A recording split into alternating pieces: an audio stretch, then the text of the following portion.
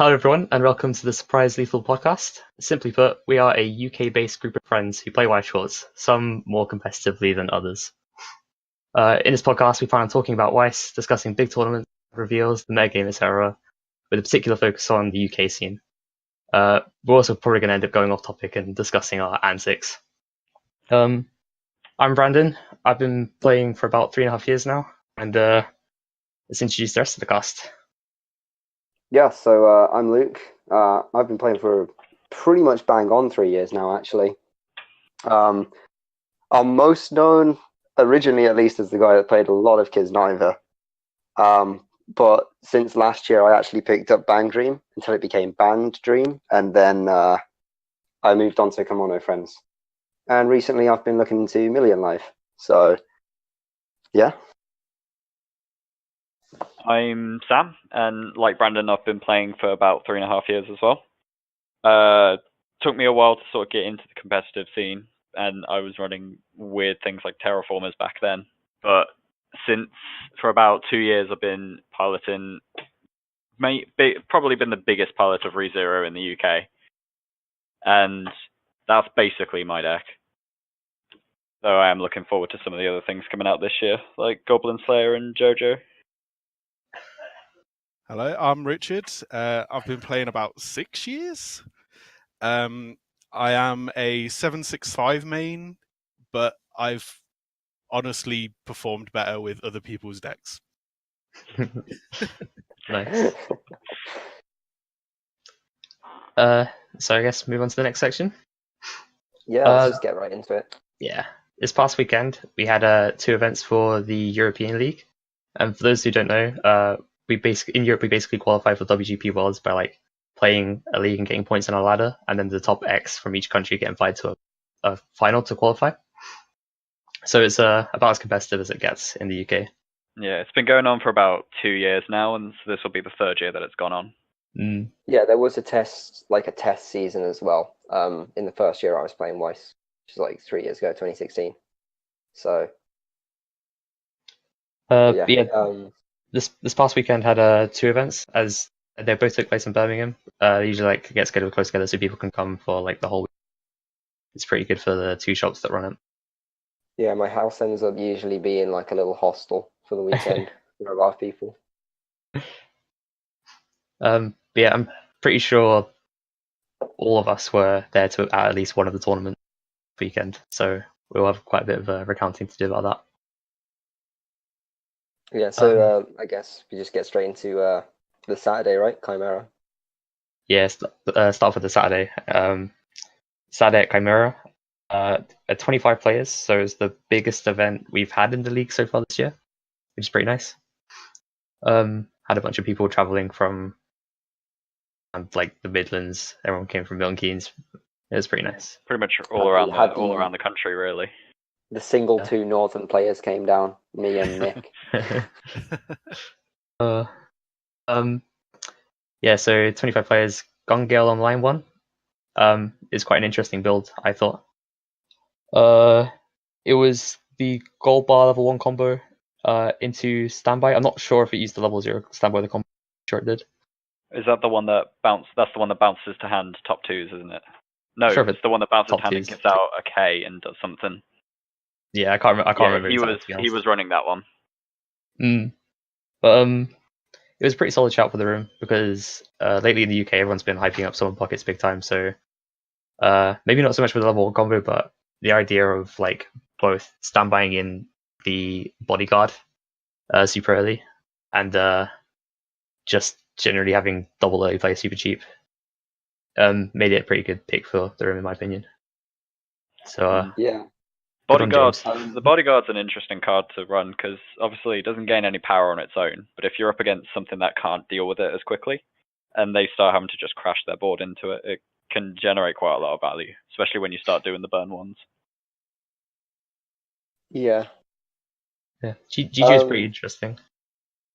Yeah, I think the person who piloted in the deck, James Leatherland, has really started picking up.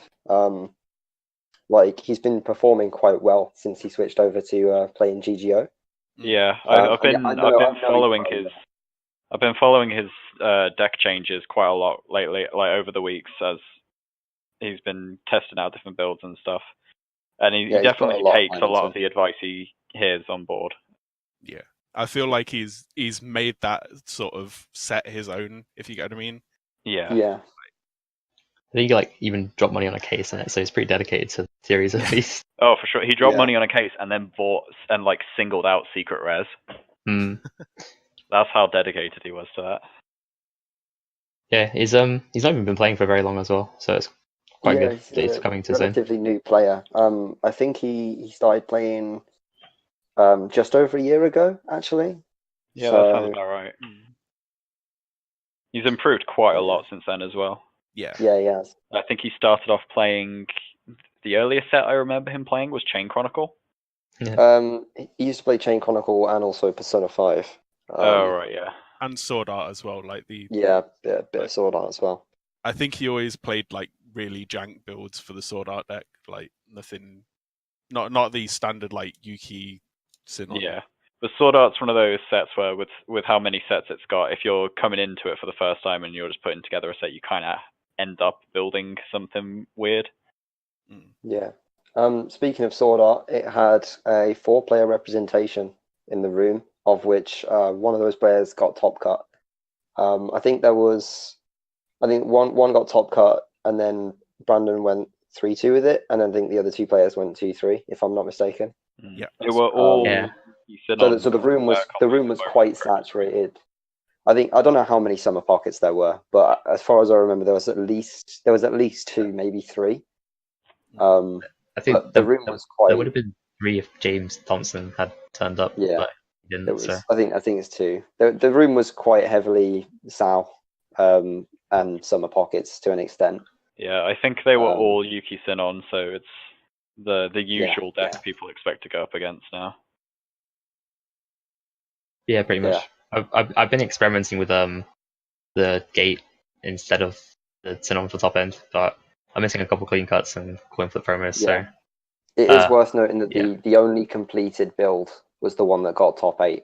Every other build of Sal was either missing things or like slightly off what most people would consider to be the meta build. It's pretty much the English decks like missing Amagis and stuff like that. They're pretty annoying to get hold of, I guess. Yeah. I ran Miku and it went horribly because compression is a lie. And obviously, I actually didn't really find myself in much trouble against Sal, despite how prominent it was across the room. Yeah, because we had quite a lot of people that day playing stock swap events, which usually is usually a good way to deal with compression-based decks, which there were also quite a lot of. Yeah, the room was split between. There was quite a bit of rewrite there actually as well. So the room was split between like compression and like anti-compression.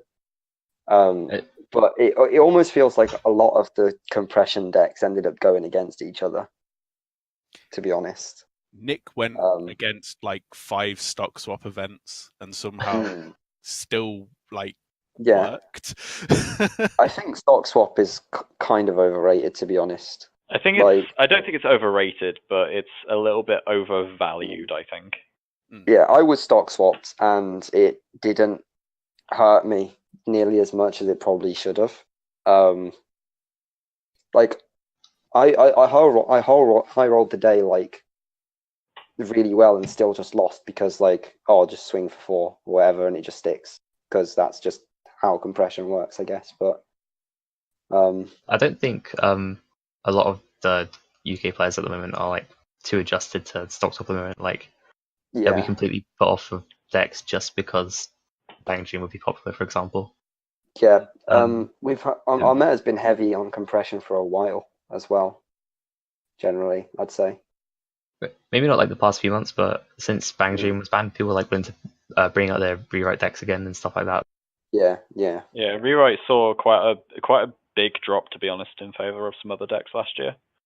Notably Sunshine, but then that got banned as well. So the Sunshine players went back to compression decks, and the Bang Dream players went to Thou, I guess. So The Sunshine players pretty much just gave up, from what I can tell. yeah, Also, Yeah, like- the fact that like both Hina Logic and Sunshine have been hit, I think people were like dropping their anti-changes, which probably helps James' case in winning with GGO, focusing on Yeah. double early play. So yeah. yeah. I mean, Sunshine and Hina Logic getting hit. Like, obviously, people are more inclined to run less anti-changes, but I still think I'm still an advocate for not like heavy anti-change, but in terms of like Slayers and stuff, I think 2 is still a solid number to just keep in a deck. Because you never know when you really need to get an anti-change out, and 2 just helps consistency more than anything. Yeah, there was still a Hina Logic in the top 8. It was is it Nina, the name It of was the Lion. Neg Soul? I don't know. It's the John used the Nina trance. That was one of my losses in the day. Yeah, I died to that in the first round. Yeah, I watched that game. That was a rough match for you. Yeah, it was. It like I got everything off that I needed to get off. Sharing the world was in memory. It was a happy time, and then John just neg sold me 3 turns in a row, and despite how compressed I was, he just swung for 5 and I died. So sounds familiar, doesn't it? It's almost style. Yeah. Telling you, 5's the magic number. I mean, I stuck 7 against him, like just 7 straight off the top, even after like a free refresh and with 8 in. Man, he should not have took that damage, but he just casually did. Should we talk about the finals, which went on for about 1 million years, to the point where the finals was still going on after the shop had closed. The finals was going on. I think it ended 1 hour 25 after the shop had closed. Everybody had left except for the finalists. Really that late? I mean, Top Cut always ends up going on after the shop closes anyway. Yeah, but it ended at 6:25, which is 1 hour 25 after the shop closes. Around that time, as far as I'm aware. I don't know the exact specifics because everyone left. Like, it was just going on for so long, and I think part of the reason was that it was because it was GGO versus Rewrite in the finals. So I think it was also because the 2 players that were in Top Cut are generally known to be a bit slower than normal. I was wondering whether to bring that up or not. I'm glad someone else did. I think they overthink plays sometimes, and it goes on for a while. I mean, Rewrite just being a compression deck as well doesn't help. Yeah, Rewrite's one of those decks where you don't like. It's not. You don't have to think too much about it, but you have to be a bit careful with what you're doing sometimes. So you want to make sure you're not running into things that will cost you a lot of what you're going for. Well, I just wondered what you guys' opinions were on GGO versus Rewrite as a matchup, because I don't know too much about GGO myself. I don't know how it fares against Rewrite, and whether you guys think Brian should have won or. I think the game, like the build James was using, was probably quite well suited for Rewrite, especially in the early game. Like, if I didn't watch the game myself, but just talking about the matchup in general, if GGO gets hit to 2 before Rewrite gets to 2, then if you stand by in that bodyguard, then Rewrite basically has no way to generate more stock. I'm actually not sure about regular swings. I think Rewrite should kind of win in a lot of aspects, to be honest. Like, for one thing, the fact that James is using the Union clone at level 1, you don't really want to be trying to run those into gloves as well. When I was looking over the game at some point, I was actually like kind of expecting Ryan to win because James had like just been to play and he had 0 stock and not too much hand. But I guess Steve has to chip away at it well and swing some roundabouts. Brian had been like completely undefeated up until that point. Yeah, he had a pretty good streak that day. Yeah, it was kind of crazy. I'm pretty sure Exo and Swiss into second place. That's probably one of the best points anyone's had this season so far, if not the best points anyone's had. Yeah, he's been he did a doing pretty well. really. There was a really cool play he did against Ewan in was it top 4 that he did it? I think it was either round 4 or top 4. I can't remember. But Ewan was swinging in with I think he had his clock kick out, right? Yeah. And he didn't swing with the clock kick first. Brian used gloves, but he pumped what the clock kick was going to be against instead, which Ewan didn't realize that you could do. So Brian basically committed 2 gloves to not get clock kicked, which was a really strong play. I wasn't watching that. Was that like the difference between winning and losing? I can't remember if it was the difference between winning and losing, but I think the sway that had on the game was relevant. If it wasn't the difference between winning and losing, it definitely very well could have been. So I just wanted to bring attention to that play and like how interesting it was. Like just having 2 gloves in his hand at that point and knowing if he swings in the wrong order, I can prevent this clock kick. That's the sort of thing that can sway games, and it's the sort of effect that people need to, especially with how prominent rewrite is. Sort of effect that people need to remember exists is that gloves can back up. There's like minor wording on some cards that a lot of people don't know about, and gloves being a counter, you usually expect counters to only give power. Yeah, exactly. Yeah, so it's important that people just remember that gloves can actually give the power to whatever it wants. It doesn't have to be the battling character. So, if it's 2 gloves to save 1 lane, I'm guessing it must have been like a level 1 or something. Either that or Brian had low stock. No, it was a Shizuru. It was a level 1 Shizuru. Really? Yeah. Oh wow. Yeah, he got a level 1 Shizuru above the Leafer clock kick by using 2 gloves. Yeah. From what I remember. So, yeah, the fact that you can do plays like that in rewrite is not something people usually expect. There's also something I'd like to note about Brian's build of rewrite, which I think really helped him. It probably helped him get where he was. I'm not sure if he used it across the course of the day, because obviously playing myself, I wasn't watching. But he is running the stock swap that rewrite has to counter rewrite in his own build. So not only was Brian running like a super heavy compression deck, but he was also countering the other compression decks in the room by using the stock swap. Yeah, I hear he actually. Sorry. No, go on. I hear he actually dodged like every compression deck along the way. That's quite spicy. I think the stock swap and rewrite's like kind of greedy to put in the deck, but it's greedy. Except for him, yeah. Yeah, it's very greedy. It's a 2-1 ditch 2 stock swap on a character. So you're basically ditching 3 and paying 1 to stock swap them. And I already think stock swap's overrated, so I'm not sure about its inclusion in the build. But there are some fringe matchups where I guess that could definitely be the difference between like winning and losing the matchup. I just thought it was interesting because he's the only obviously the other rewrite in there was Nick, and Nick was not running that card. But I think generally you don't see that card that often in most rewrite builds. But I'm pretty sure Brian's got it tagged in as a one-off, and it's probably not in there for the reason that Brandon said. It is quite a greedy card to go for. But obviously, in compression versus compression games, typically whoever has the better compression still wins. Yeah, exactly. I think we move on from Saturday now because we've been talking about it a little bit now. Yeah, sure. So Sunday. Yeah, so moving on to Sunday at Geek Retreat, Birmingham. There were 16 players, which is literally just the threshold for top 8, but we still have 4 Swiss rounds. Yeah, I wonder who was the problem with not giving us the top 8. Yeah, that was the tournament I was not there for, and I may have cost that 5th round. Yeah, it was pretty funny.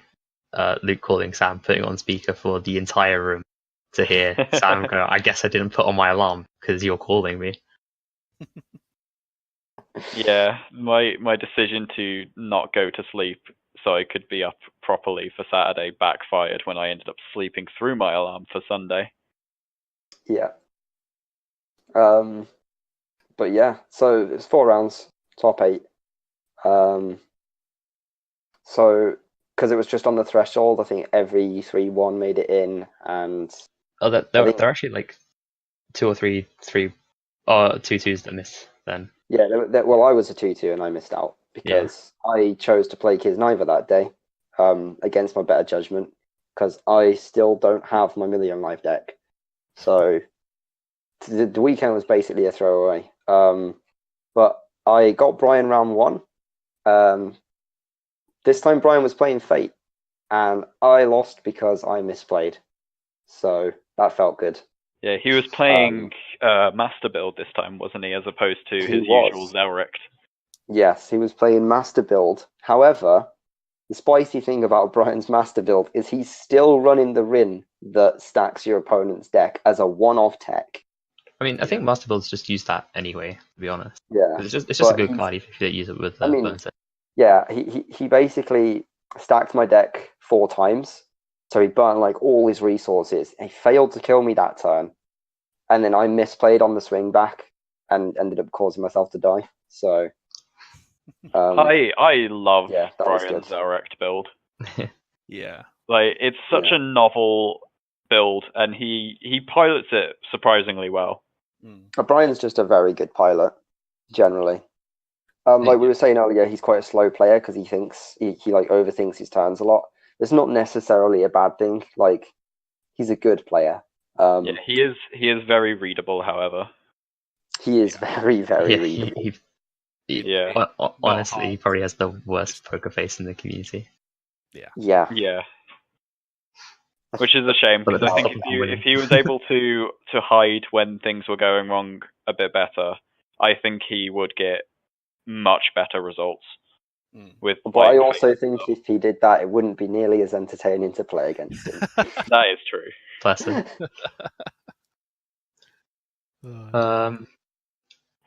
Something else I was going to say about Brian. Yeah, Brian, for like the better part of last year, was using the Zelrich Burn 6 combo build, the one where you just like stack your opponent's deck and then just play 2-3 Vendors. And that's pretty much what we became known for.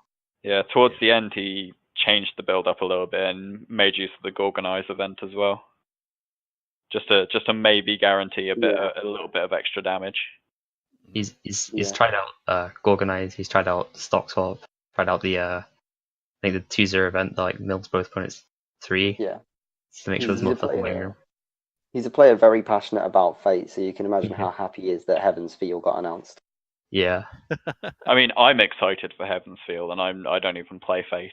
It'll be pretty interesting. Yeah. I'm still holding out for a Grand Order set, though. In terms of the room on Sunday, I feel like it was a lot more varied. I feel like it was more varied. There was a lot more different things floating about. I feel like in terms of like for the first thing, we seemed to go back to 2017 briefly, as we had 2 Railgun players in the room. Yeah. There were actually like it was a day where a lot of players had like we had a lot of 2s. Like we had 2 Summer Pockets, we had 2 Railgun, we had 2 of something else as well. I can't remember what it was. We had 2 SEO, 2 Bang Dream. Yeah, 2 SEO, 2 Bang Dream, and like it got to, I think it was like top 8 or something, where it might have even been round 5, where all like the Railgun played against Railgun, and then Summer Pockets played against Summer Pockets, and it was like just a round full of like mirror matches, which was a weird one.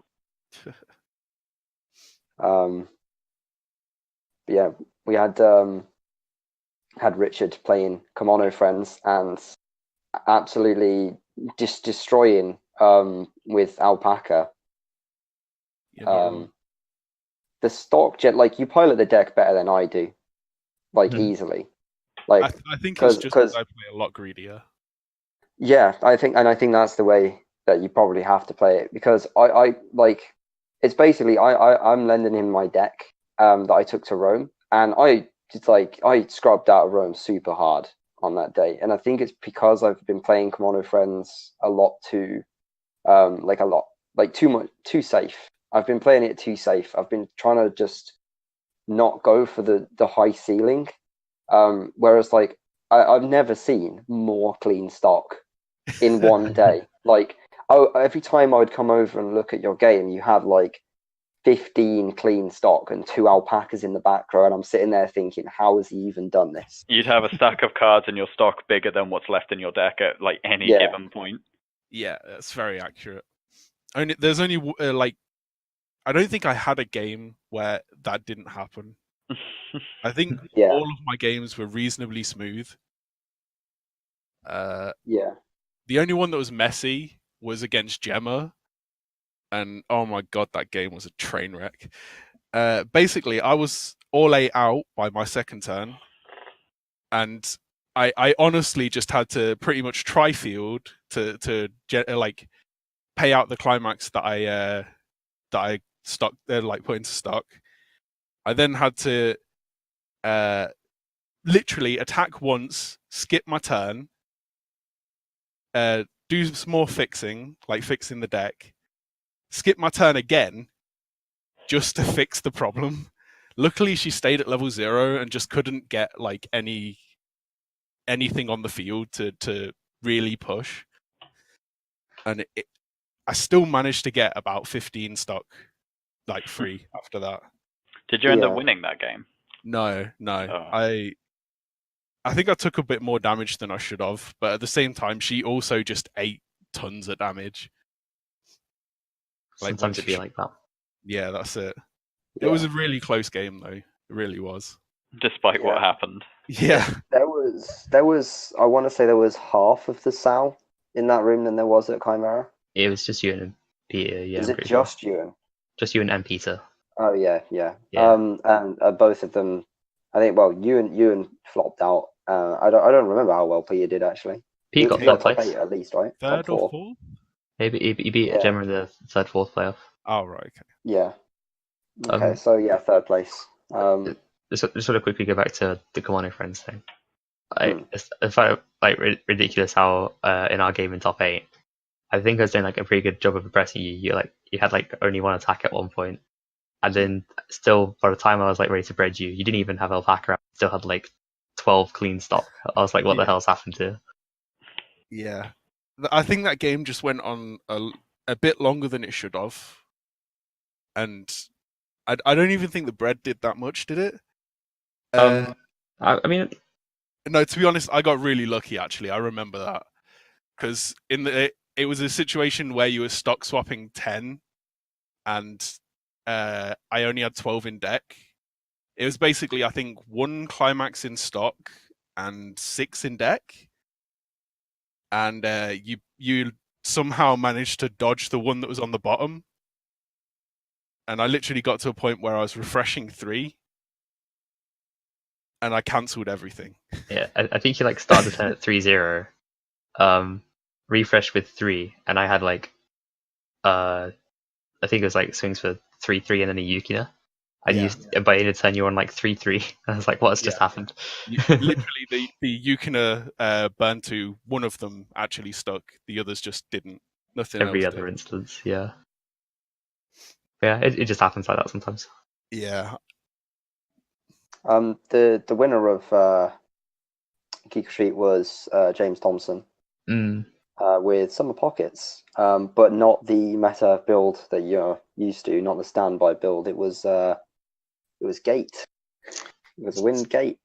Still using Wind though, which is like I mean the wind is the most important part of it, but it was the mill from memory to burn equal to whatever's milled. James has an amusing habit of always winning Geek Retreat, despite being the person running it. I'm not gonna lie. Delusion. I should have probably won that game. So have we mentioned that you got to finals yet? Oh, no. I came to actually got to spoilers. So in the finals, I had one of those games where I did just manage to compress really hard and got to a decent like situation. I managed to get, I think, double restand off, which he survived. And then on the backswing, he managed to get like perfect RNG, like literal perfect RNG. So for people that don't know, Kimono Friends has an anti-burn 1, so you can't burn in instances of 1. And he Musashi affected me for a level 1, which meant it was hitting for 2. And I can't remember what else it was. There was like another hit that just randomly should have been a burn 1 and got ruined by. But Was it the icy tail swing? yeah, it was the icy tail. Yeah, it hit for 2. So he Musashi'd first and hit a level 1, which burnt for 2, and then he icy tailed 2 climaxes off the bottom of Richard's deck, so it burnt for 2 as well. And like all of this, like this amalgamation of like shit that just occurred just caused Richard to die when he really shouldn't have. But it was just like, look at this godlike RNG. It's like Icy Tail is such an interesting effect because it's like theoretically, the more climaxes you're milling off it, the better chance you should have of the damage sticking because you're decompressing more. I don't like Icy Tail.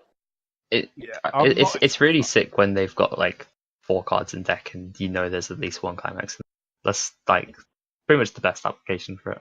Yeah. I mean the best application is like, well, the best application is they're like, let's say they're like, I don't know, 7 or 8 cards left in deck and you know they've got 2 or 3 climaxes left. That's the best situation because you go, okay, if they're on the bottom, if like you want to get them out of that deck state. So you're like, well, if they're on the bottom of the deck, I can mill them off and then burn the damage. Whereas if they're on the top of the deck, you know, you just go, oh, well, shit.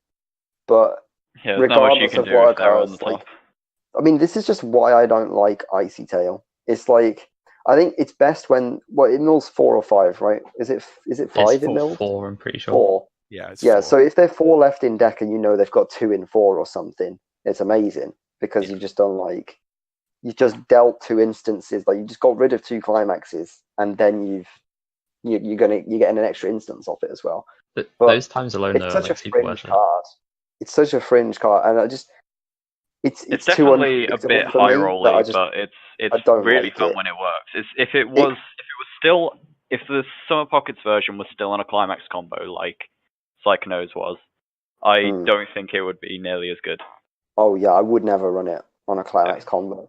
If I was running it in Summer Pockets, it'd be a one-off as well. But I think there's a reason that they downgraded it from a climax combo to just a non-attack.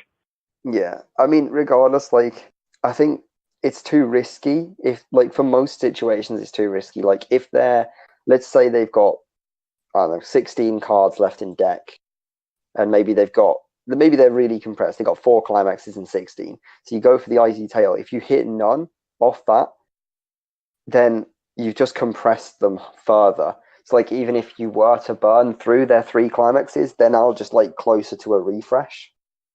So you just like decompress them further, compress them further. Sorry, and I feel like Icy Tail when it works, it's like, oh man, that's sick. You know, you just like got rid of 2 of their climaxes and then burn. When it doesn't work, you sit there and go, wow, I just gave them advantage. Well, the thing is, that's like a pretty bad situation for you to like actively challenge the level 3 and use it.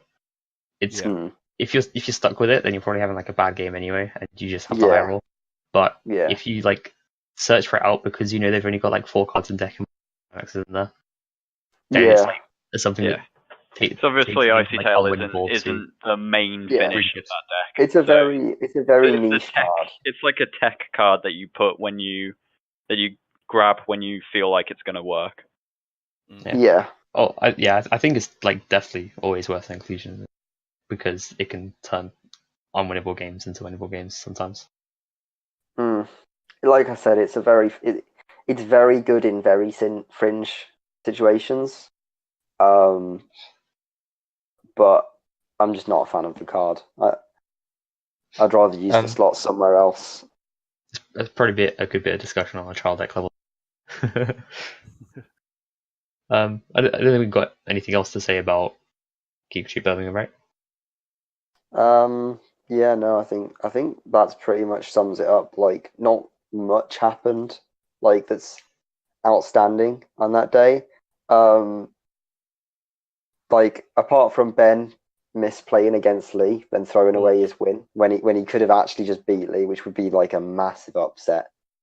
Other than that, like, nothing else really happened, and I don't think that's really worth much discussion. But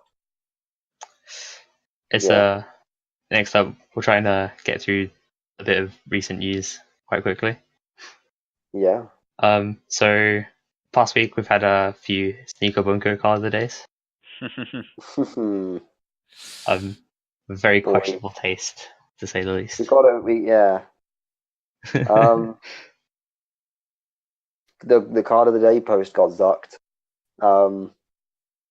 So for those unaware of the Facebook group, Weiss Schwarz global community, some of the moderators and admins on there, they'll translate the card of the day posts really soon after they get posted up. And most recently in the Sneaker Bunko set, there was a certain climax. What's the show's name again? I can't remember. We shall refer to it as the nipple licking climax. Yeah, I can't remember the name of the show, but it's like an ecchi show.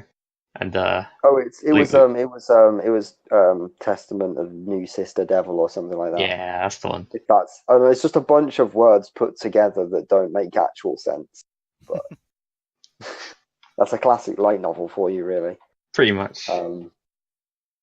Yeah. The climax art was very dicey. The literal porn scene. You say literal. It's just ecchi. It's probably like the least you can get on a Weiss card nowadays. There's no like beams or anything. There's a guy's nipple being licked. Simple as. Yeah, like two people, butt naked, and she's sucking his nipple.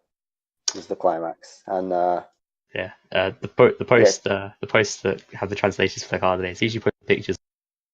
But this particular picture got reported, and he got zucked. Yeah. And we thought that would be the end of it, and then the next card of the day comes out, and it's almost equally as bad, but this time it's been like actually censored on the like by the group admins. It's been censored so they don't get the zuck. But if you go on the Weiss website, you can see it in all its uncensored glory, and it's interesting to say the least. Yeah. Sneaker Bunko looking to be a very ecchi set. This brings up the discussion of like, should card shops ban certain sets because of lewd artwork? This just isn't a problem in Japan, but obviously it's not a problem in Japan, but here in the West, like No Game No Life being obviously No Game No Life is it was the most recent biggest offender of this. Yeah, to the point where the English release of this has started actually completely changing the art on their cards to censor them. Yes. I personally don't think card shops should ban these sets at all. Like, I get that there can be children in card shops and stuff, but for tournaments, at least, you shouldn't be banning. That you shouldn't be creating your own ban list for tournaments. If you're giving promo support away from Bushiroad as well, that's kind of dicey. It's part of the game. If it's like, such a problem, really discussion worthy, because it's probably not going to happen. I mean, it happened with No Game No Life.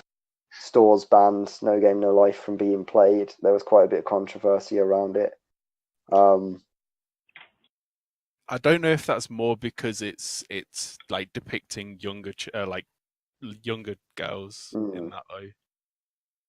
I mean, I think when To Love Ru was like first released, some stores had were a bit uppity about that as well for similar reasons of it being a bit quite lewd.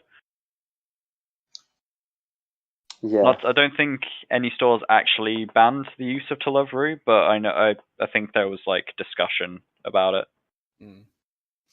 I know that my store didn't care because the owner of the shop literally got into Weiss because of that set. Nice. Yeah, and Chimera Yeah. definitely wouldn't have an issue with that. Definitely not. Hashtag free the nipple. Right. I guess moving on that note. Yeah. We had a first batch of Springfest last weekend, but they were only for Vanguard in Malaysia. The first Weiss Springfest is somewhere in the USA this coming weekend, and we still don't know what the champion PR is. Mm. So I don't know if you guys want to like have any predictions of what that will be. I have a thought. Oh yeah, It's Batman Ninja. Batman Ninja. It's Batman Ninja. It's going to be Batman Ninja. It's going to be the first card revealed, well, first card released for Batman Ninja, because they can just push it out, man. Like they don't have any, like, because it's an English exclusive set in quotation marks. They don't have English exclusive asterisk on the end. Yeah, they don't have like anything they have to abide by in terms of, oh, the set's not out yet, so we can't put a promo out for it. So why not stick some Batman Ninja promo on there? What else could it be? I'm feeling like it will probably be another Card Captor Sakura card, because they are really trying to push that set lately. But considering how the Worlds promo was also a Card Captor Sakura card, I'm unsure whether or not they're gonna do it as the championship promo for Springfest as well. See, that's my reason. I could actually see that though, because the World's promo and the entry promo for Springfest, they're both like part of this watercolor set, and I think there's like 2 more outfits that have this artwork for it. And since the cards, like the 2 promos that we've had so far, they aren't actually in the booster, so like exclusive.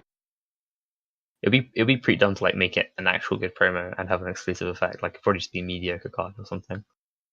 But it could happen. I forgot that the Worlds promo was like an exclusive card. So is the entry promo. I'm not a big fan of that, to be honest. Like, even if the effect is bad, some people might want to use it, and that's an expensive card to get a hold of. Yeah, it is. Yeah, I'm with Sam on this one. It's kind of gross. Like there may be fringe situations where people want to use it just because the art's nice and they want to use it in like a waifu deck or something, and they just can't because it's super fucking expensive because it's a Worlds promo. Like, it's one thing make it like, obviously all the other promos that they do nowadays are all unique, but they're easy to get because they either come with their like box top promos or shop release promos, and they're never usually that expensive. Yeah. But when you've got like one that has very limited release, like the Worlds promo, that just drives up the value enough on its own, let alone the fact that it's a Worlds promo. Going back very, very quickly, because it's somewhat related, the one thing I do like is that Bushiroad are reprinting the Megamin promo, because it's super used, but because it's a promo, it's difficult to get a hold of. So that being in the Sneaker Bunko thing is it's like it sets an important precedent of, if a promo is too good, well, not too good, but like if a promo is like in the build that most people are running, they want it to be more accessible. So they actually already made it more accessible since then, though, because they reissued it as a point exchange promo. Yeah, it's just good. It's just good to have things like that when a card is in the meta build. It's good to have it be not some obscure promo. Like I feel like they don't want a similar situation to the Casmi promo, where it never got reprinted and the price shot up. At one point, they were like £20 each or something ridiculous. I mean, it went up to like 4,000 yen at one point. Yeah, it got to be quite ridiculous. If that promo had never been banned, maybe they'd have just like fucking reprinted it or something in one of the newer sets, just to say, look, well, at least everyone can have access to it, rather than having to pay out the ass for it. Meanwhile, in English, that GGO drop salvage promo is a Blu-ray exclusive promo, pretty sure. Meanwhile, we just got a bunch of them free for going to Chimera the other day, so in Japanese. Yeah, that feels pretty bad. There are still some like promos that are still really expensive and don't look like they're getting reprints nowadays. Like that one Psychono promo, which last time people checked was sitting at like 4k yen. Yeah. Yeah, I guess we'll quickly wrap this up. Just remind us of your predictions for the Springfest Champion promo. I'm expecting a card, Captain Sakura card. Yeah, same. I'm on Batman Ninja. I want to believe. I don't like Batman Ninja, but I want to believe that it won't be card Captain Sakura. I'm kind of hoping for every Starlight, but I think we'd know the card by now if it was. Oh well. The only other thing I wanted to bring up very, very quickly was on the card game Discord, which some people might know. There's may or may not know. They started this league for playing games on Skype or Tabletop Simulator, which seems pretty cool. They're apparently gonna have some prize support for it, so check it out. Yeah, I guess before we finish up, is there anything you guys wanted to say about how your life is at the moment? Any interesting things that happened recently? We're actually going to do this, aren't we? Yeah, we are. We're going to do this. So we've got an interesting story about lovable idiot of Surprise Lethal Sam. Lovable idiot is a dramatic understatement, as I'm about to prove. Adorable reset. Like, the result of this story is I now hate any GPS function on a phone.